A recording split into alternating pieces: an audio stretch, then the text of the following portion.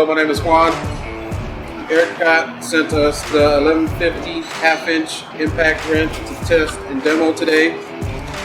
It says it has 900 maximum foot-pounds of torque. We will find out.